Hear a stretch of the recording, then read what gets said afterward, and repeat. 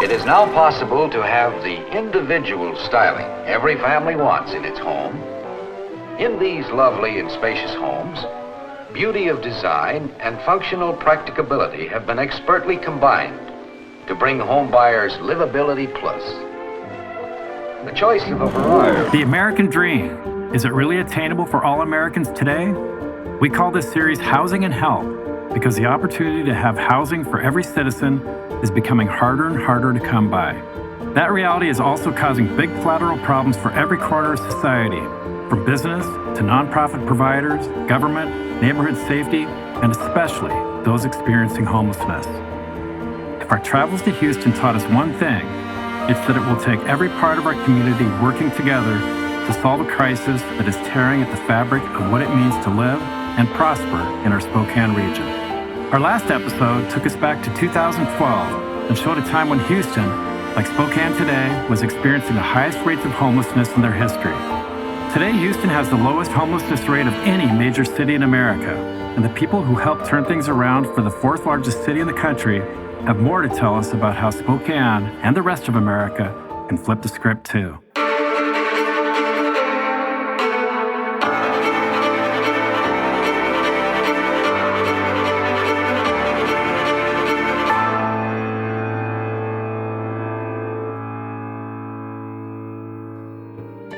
One of the most impactful things Houston's done as a community is gone to the source of the crisis, those experiencing homelessness themselves, to hear what they think should be done to stop the epidemic of homelessness. One of those helped by Houston's incredibly robust and centralized system is Jerry. We caught up with him at the Beacon, downtown Houston's homelessness hub that provides much more than just 3 meals a day, including an array of other services and opportunities for those living on the street. From healthcare to laundry, mental and substance use care, even immigration and legal assistance. Homeless for over a year after serving 27 years for armed robbery, Jerry found his way to the Beacon. He's now housed, has a job, healthcare, and continues to give back by volunteering at the Beacon. A lot of things go on here. Yeah. Yeah, a lot of services, and maybe you could just tell me, what the Beacon means to you. Hope is in the Beacon to me. Patience, love, a lot of integrity. They go out of their way to do the right thing when no one's around, so they like the big brother that's watching over you. Wow. Watching over the homeless. They does a lot of stuff behind the scenes, man. With, so a year ago, you were homeless. Yeah. Just a year ago. Just a year ago. I'm on housing now. Right. For homeless, giving people housing through the Beacon. You have a house now? Yeah, apartment for a whole year. So a lot's changed. Yeah, a lot has changed, man. Part of it you were talking about early, Jerry, is just some of the challenges when you're homeless that I don't think people think about. Like you were talking about just getting an ID, getting your name changed to your real name. Yeah, right.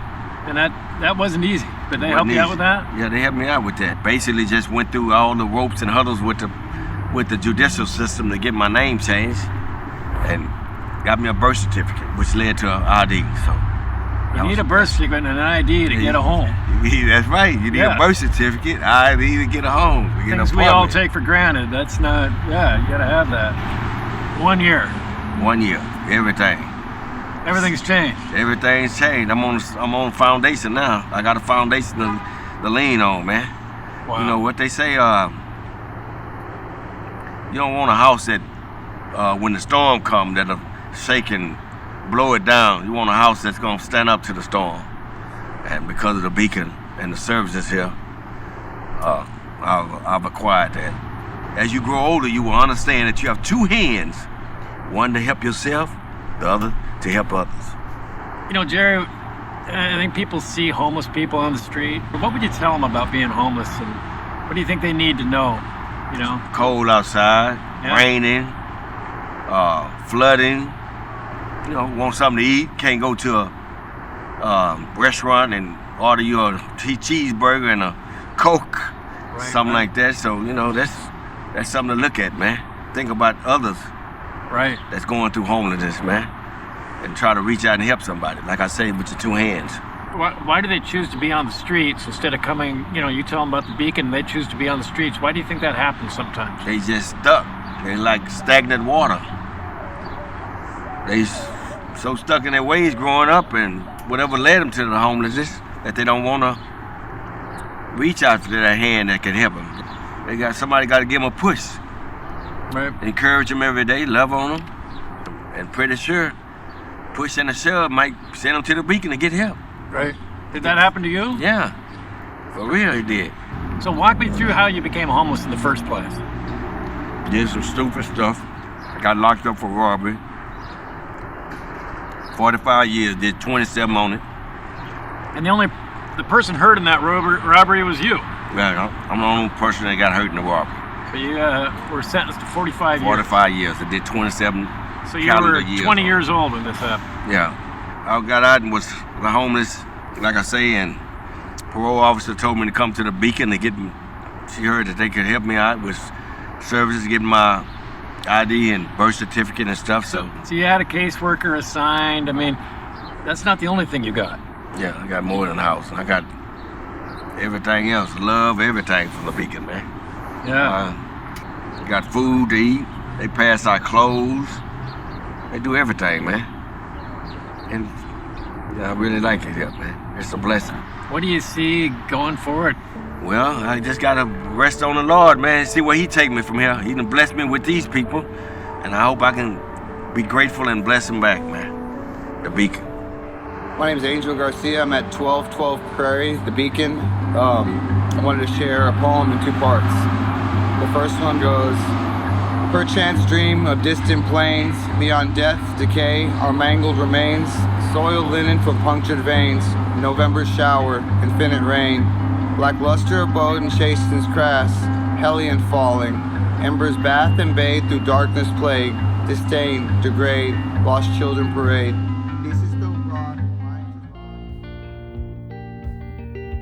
The Beacon is the hub of services for those experiencing homelessness in downtown Houston. Julie Falcon, Chief Advancement Officer at the Beacon, walked me through this beehive of activity.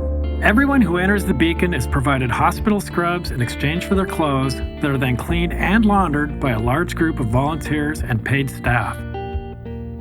If they have a cell phone, it is put safely away in a lockbox that charges it. After showering and cleaning up, the homeless clients are provided with a medical checkup from a rotating group of healthcare service providers. They can also receive support from a variety of other agencies who provide many services, including legal and immigration assistance, and even help in acquiring their birth certificate, ID, and other documents critical to receive housing. And every person visiting the Beacon is given 3 home-cooked meals a day from a loving and caring crew. Finally, every step in the process leads those experiencing homelessness to the Beacon's housing assessment team, who iron out the steps needed to find every person a place to live and the help they need to stay housed. Getting those receiving assistance at the Beacon off the street and into permanent supportive housing is a leap that has become increasingly possible over the last decade as the community finds innovative ways to keep people housed while they wait for longer-term solutions. At the Coalition for the Homeless, the lead agency coordinating the region's response to homelessness, Jessica Preheim and Mike Nichols have been outspoken critics of temporary shelters and advocates of more robust navigation centers that transition people to more stable accommodations. Jessica, if somebody's in temporary housing, do you consider that housed? No. No, if you're in emergency shelter or you're transitional housing, we count you as homeless. Wow. So as far as the pipeline goes, and, moving people, getting all the IDs, all the prep, coordinating benefits and everything else, and that takes some time, moving towards this long-term housing.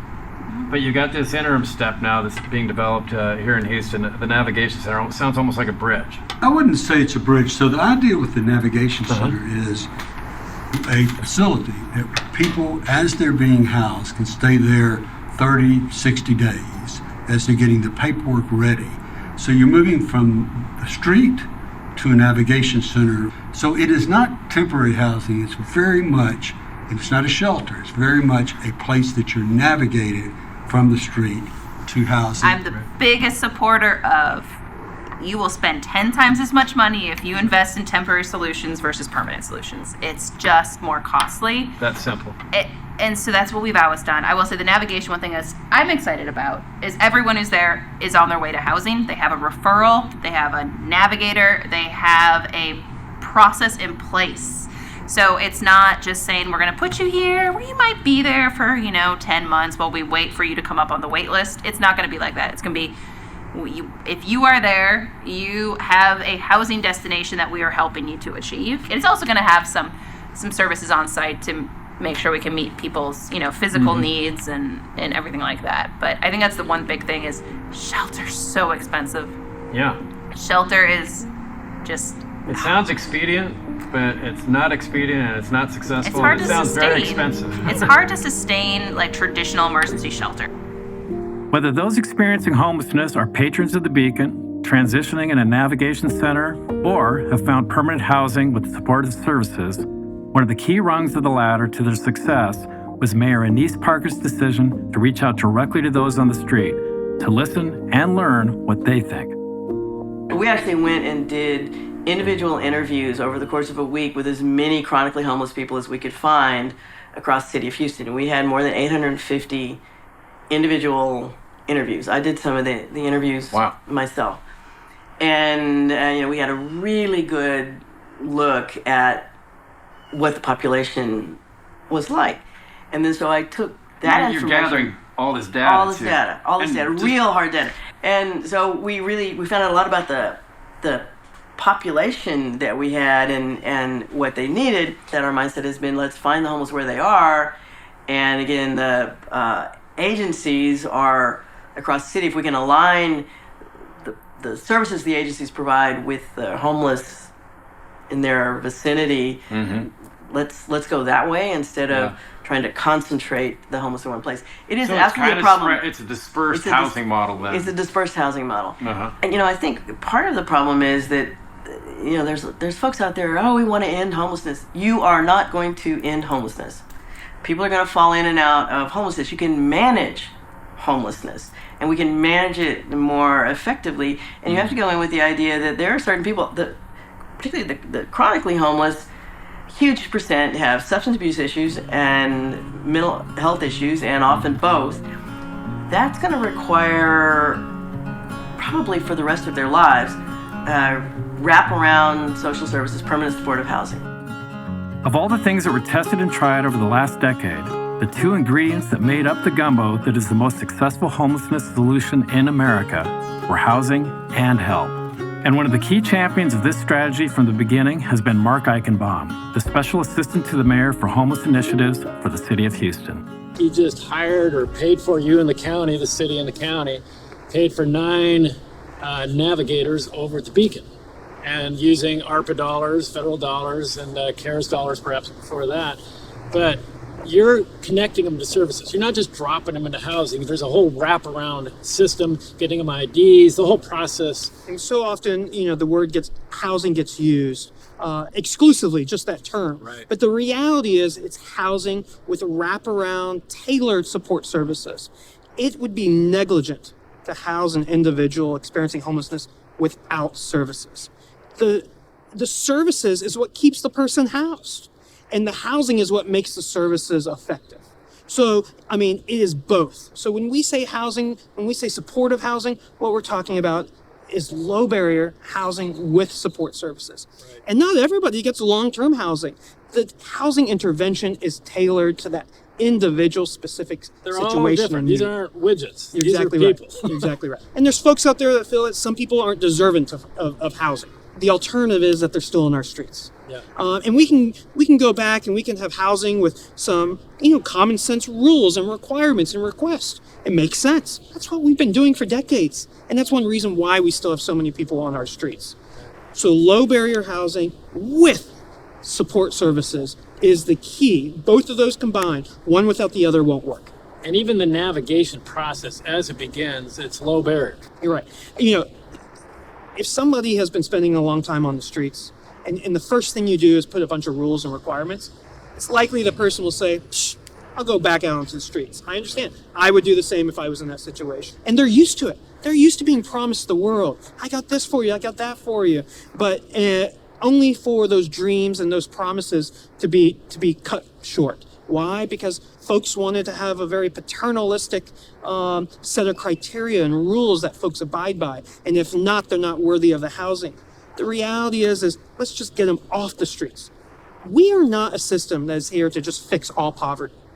We are not a system here to reform folks and fix folks. We're a system to get folks off the streets and out of the shelters. Yeah, I mean, there's a very human element in all this, and you're addressing a lot of that, but you keep going back to the data, and you're also kind of a financial guy. I mean, when you say that we're moving them into housing, you're saying we're not generally using shelters. It's low barrier, but there's a financial argument behind all this. Yeah, let me tell you, the folks that sit around the dais at City Council or at the County Board of Commissioners, they are Republicans and they're Democrats. But we have, what's unique here is that no matter party affiliation, people have come together to say this is an issue, we're going to make it a priority, and we're going to focus wherever we're going to get the biggest rate of return. We are running this like a business. We have limited dollars here. We spend no local governmental dollars from the city on homelessness. So with limited resources, we owe it to the taxpayers and we owe it to our homeless clients themselves to invest those funds wherever we're going to get the biggest rate of return on. If you're looking at it from the outside and you see these encampments and things, you think, man, this is going to financially overwhelm the system. Yeah. Like, we can't help it. But you alluded to almost an alignment of the stars in terms of funding and maybe this opportunity that we have at this point in time, because Spokane's not where you guys are. Well, Spokane is where we were 12 years ago. Right. And so there's more than hope for everybody. It really takes hard work and community will and political will. What we realized is, looking at every study that's been done by all the cities out there, is that having folks on our streets is costing us a lot of money. It is actually financially conservative to put folks into housing with wraparound support services than it is to have them on our streets. So it's not, can we afford to do all these things you're talking about? You can't afford can not we to. afford not to? You're exactly right. No group looking for solutions around homelessness in Houston is as interested and invested in the issue as the business community. The economic impact of people living on the streets is something Bob Urey and Central Houston, the downtown association he ran for 30 years, is focused on turning around. But surprisingly, it isn't the most important motivating factor for the businesses there.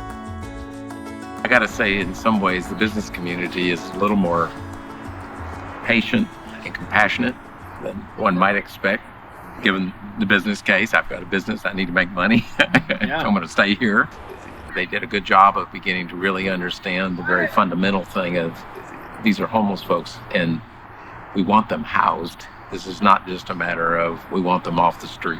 If you're responding just to the symptoms on the street, so to speak, the reality is you're only going to go one way, and that's backwards. Yeah. And so you have to be moving forward, and that's why we've worked very hard on the system, and I think downtown community's probably tired of me talking about it, but it's just so important that we do have this coordinated access system, that we really do have a system of being able to produce and find more living accommodations for people that have been on the street. Virtually every downtown, if you list what's going right and things that we want to change or not right, homelessness will be right there. It always is. It's number one issue. As we said goodbye to the extraordinary people of Houston, we knew things in Spokane couldn't continue on the same path.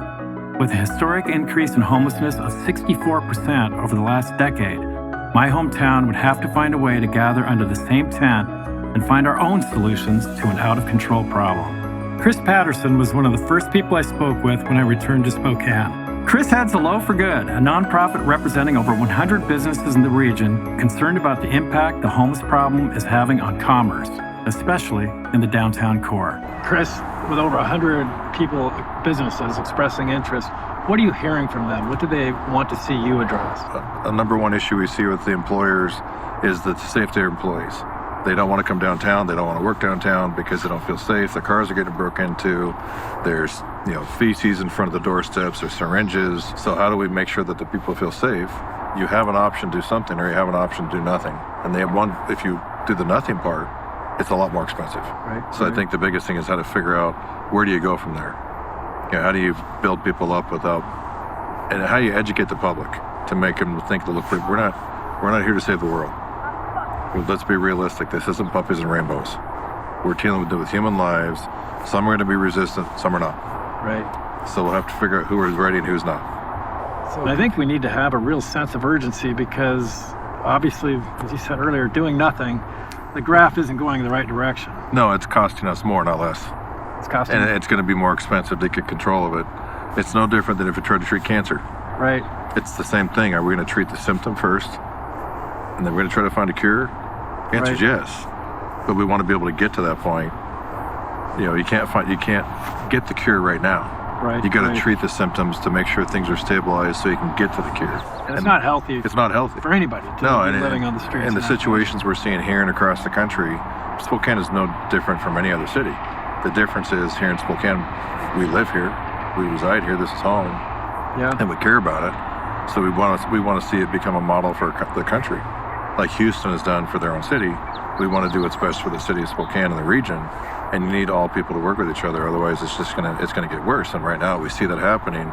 It's the constant clashing, and you know it's like, let's just focus on the bigger picture because it's not about you. You know, if you're there to be efficient and effective, it's because you're providing the services and ultimately the housing that is needed for them to move forward in their lives. And if you come at it from compassion and empathy, likewise, you're moving in that direction also through the various mechanisms they're using. Yeah. It's all working towards the same end. And then businesses are key because in order to have a city, you need to have a thriving economic engine, which is the small, medium, and large businesses. If you have a strong economic engine, you have philanthropy. If you have philanthropy, you have donations, which means it helps feed to strengthen those agencies. If you don't have that, we don't have a strong support system. So, really, if there's any city they can do a great job with this, it's going to be Spokane. It's going to be Spokane. We're sitting in a park right now that's one of the great representations of everybody coming together for Expo 74. We're coming up on the 50-year anniversary for it. And it's this extraordinary gathering place for our whole community. It feeds the entire community. And history is going to repeat itself. Chris, this is a big challenge for us, but where do you see us in 5 years? In 5 years after doing this, working with people, I can see the energy right now. I can feel the energy and momentum. People are actually coming together. So I would think that in 5 years of actually getting people to work with each other, we should be one of the best cities in the country. We should be as a model of how to work with each other and how we conquered something without leaving others behind. So what if Spokane did act now, as a region, to coordinate our efforts like Houston did? What would that look like? As we said from the beginning of this series, if there's one thing that ties business, government, nonprofit service providers, and all of us as citizens together, it's that we in Spokane, just like most cities in America, are spending 5 times more as a community by doing nothing about the problem of homelessness than if we pooled our resources into one coordinated plan. So if money is being spent every day and having little impact, where are the dollars going? There are at least 6 major sources of money that currently provide assistance to the homeless in our region. There's a variety of federal funding sources, which distributes funds to our community. The state of Washington also provides financial assistance. The largest provider of those funds is the Department of Commerce. The cities in our region also provide support dollars, including the city of Spokane and Spokane Valley, as does Spokane County. Many businesses, big and small, also provide money directly to a wide variety of agencies and nonprofit service providers, like Volunteers of America, Hope House, the Salvation Army, Habitat for Humanity, Catholic Charities, Family Promise, YWCA, Union Gospel Mission, and many more. The vast majority of these dollars are currently not coordinated. The same can be said for philanthropic organizations. Although some of the larger charitable foundations do occasionally pool their dollars, most often they are giving to specific service providers whose mission they support. All of this is incredibly well-intentioned and has been for decades, each group trying in a big way to solve the immediate crisis in front of them. As well-meaning as they are clearly not coordinating in the way Houston is, where one central organization, the Coalition for the Homeless, helps direct money and resources from each of these funding sources and strategically aligns them with the experts who are managing the homelessness crisis every day to get housing and help to those who need it most in the most efficient and effective way possible. And our friends in Houston were universal in their support and belief that we'll find a way to follow their lead and develop a system of our own that reduces homelessness in Spokane. The advice that I would give is don't be afraid. This can be done. It is not impossible. And so I would tell the government officials, I tell the folks in philanthropy, don't be afraid. Just focus on housing people and everything will work out. Don't get stuck on the perfect. Humans aren't perfect. A plan's not going to be perfect. If you're trying to strive for perfect, you're just going to never do anything. And just try it and adjust and be okay with saying in the beginning, we're going to try something and we are going to monitor and we're going to course correct, but we're in this together. I think that's where people can, it's easier to disagree than to try. And I think you got to do it, and you got to just, you got to do it. Recognize what you do best, the agency's perspective, and really stick to it, and find partners in going at it together. That's the best way to do this. Right. It's going to look a little different in Spokane than it looks in Houston. Absolutely. So finding your niche, finding your key partners, your leaders in the housing side, because you need them. I think you have to set a goal, and you have to do just what Tal said, and is really identify who can lead in the various areas of what it takes to put together the system. It is a system, and get everybody to do it, and then go after it. Set some benchmarks that you're really trying to hit. Go after it, and then frankly, be patient. It isn't easy work, and it may take longer than you think. So you just have to kind of keep your eye on the prize. Just stay at it. And stay at it. Don't give up, especially if things start going a little bit one way or the other. Just keep refocusing and just keep after it. And you'll make progress. And with the metrics you have, it might be easy to say, hey, put a stake in the ground. We've won. Almost feels like it from my perspective in Spokane, but we probably, are you done? No. We've housed more than 24,000 people since 24,000 people. It's incredible when you think about Houston that number. Has since 2012. Yes, but we still have 3,400 out on the street on a given day or in a shelter. There's still a lot of work to be done. There's lots of money in the system. It just has to go to the right places, and you have to squeeze the efficiencies out of it. And there's no silver bullet. There's no short-term solution. You can manage the problem. You cannot end homelessness. It's a long-term commitment. It's a long-term commitment. This is not a perfect situation we're in right now. And it's not going to be a perfect plan. But don't let the good get in the way. Don't let the perfect get in the way of the good. Right. And so act now and act quickly, modify as needed, but don't waste any more time because it'll only get worse. And seize the opportunities that's right now. The public will and the political will is so important. My vision in 5 years, we'll bring you up to Spokane and show you what we've been able to do. I can't wait, and I'm extremely optimistic. It's exciting what's going on in Spokane, and you guys don't need any luck because you got it in your DNA. We have the plan we need. We have mentors and guides in Houston that have shown us the way. We can wait until everything hits rock bottom and more people suffer, even while more money is being spent, like virtually every city in America. Or we can do something about it now, while it's still manageable. Just like Houston, there will always be pushback and resistance to what lies ahead. But what if we could set aside our differences and work together? There's really only one choice. All of us, from government to nonprofit agencies to business and philanthropy, to form one centrally focused and regionally coordinated plan. Or we don't. We either commit to reducing homelessness and getting people off the streets and into housing and help, or not. It's up to all of us to get under one tent and work together.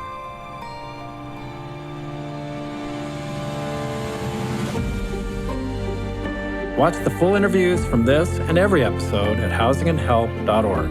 And please like, subscribe, and share on social media.